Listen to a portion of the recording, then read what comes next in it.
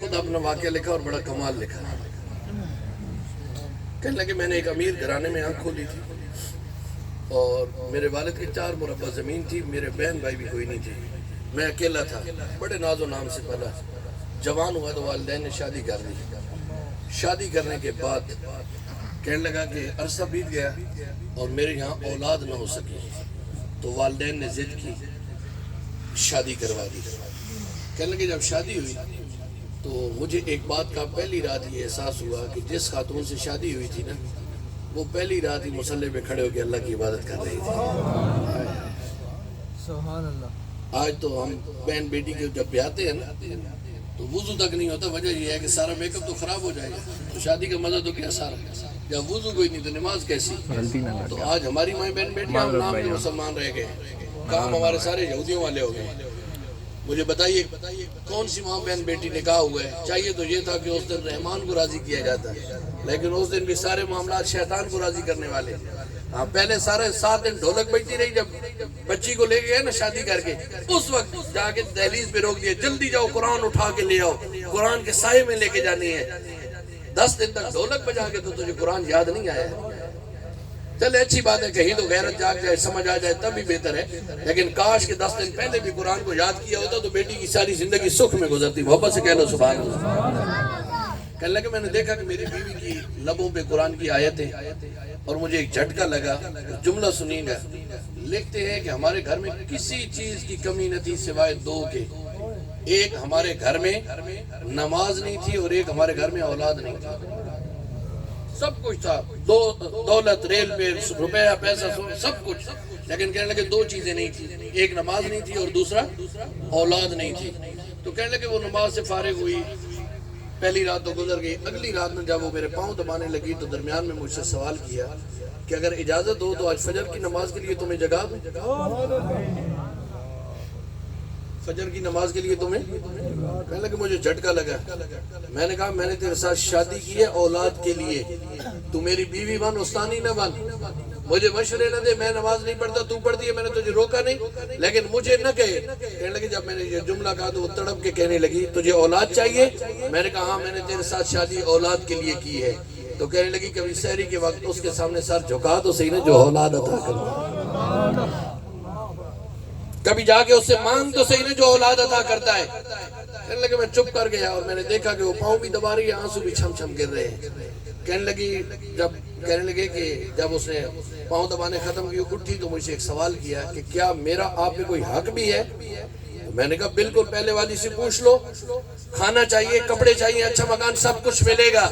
تو کہنے لگے کہ اگر میں اپنے حق تمہیں معاف کر دوں تو میں اپنے حق تجھے معاف کر دوں تو میں نے پوچھا کہ بتا بدلے میں لے گی کیا؟ کہنے لگی صرف میرے کہنے پہ ایک بار مصلی پہ آ جائے, ایک بار سر جھکا لے, میرے کہنے پہ اللہ کی بارگاہ میں آ جا. تو کہنے لگے کہ میں نے کہا کہ ٹھیک ہے, تیرے کہنے پہ میں ایک بار پڑھوں گا, لیکن اس کے بعد اصرار نہیں کرے گی. اس نے کہا ٹھیک ہے, وعدہ ہے. کہنے لگے روٹین سے میں لیٹا سو گیا. آدھی رات کو میری آنکھ کھلی تو میں نے دیکھا میری بیوی مصلی پہ بیٹھی درود و سلام پڑھ رہی ہے اور آنکھوں سے آنسو جم رہی ہے. کہنے لگے میں نے کہا تو سوئی نہیں؟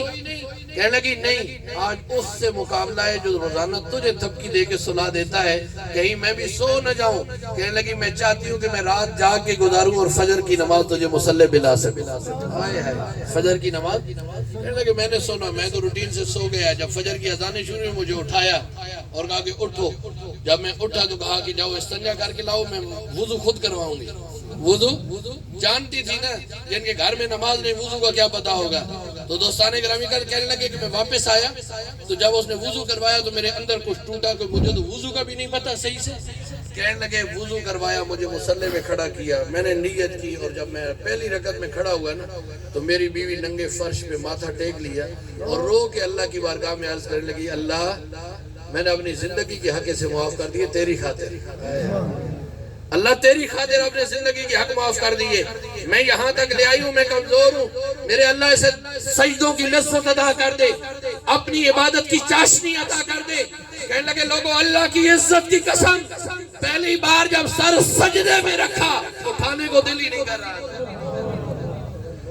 کہنے لگے جیسے تیسے کر کے اندر تو بہت کچھ ٹوٹا، میں نے نماز مکمل کی، گھر والی کو کچھ نے بتایا، ناشتہ کیا، زمیندار بندہ تھا، کٹائی کا موسم تھا، میں زمینوں پہ چلا گیا۔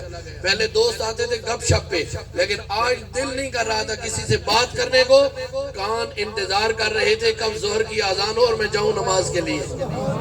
کہنے لگے ظہر کی اذان ہوئی، میں نماز پہ گیا، پھر عصر کا انتظار کرنے لگا، عصر کی پڑھی، پھر مغرب کی پڑھی، مغرب کے بعد میری روٹین تھی کہ میں گھر لوٹ آتا تھا۔ کہنے لگے مغرب کے بعد میں گھر چلنے لگا نا تو میرے اٹھے ہوئے قدم رک گئے، کسی نے اندر سے کہا آج عشاء بھی پڑھ کے جانا، آج عشاء بھی۔ کہنے لگے لوگوں میں پلٹا اور آگے میں نے عشاء کی نماز بھی باجماعت پڑھی۔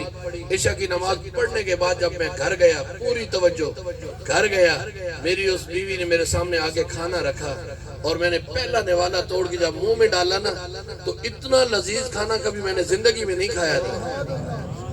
میں نے کہا اے اللہ کی بندی کیا ڈالا ہے اس کھانے میں اتنا لذیذ کھانا؟ کہنے لگی کچھ نہیں، گوشت بھی تمہارے گھر کا، گھی بھی تمہارے گھر کا، مسالے بھی تمہارے گھر کے، ہنڈیا بھی تمہارے گھر کی، چمچ بھی تمہارے گھر کی۔ کہنے لگا یہ سب تو پتا ہے پر بتا آج تک اس گھر میں اتنا لذیذ کھانا نہیں کھایا، تو نے کیا ڈالا؟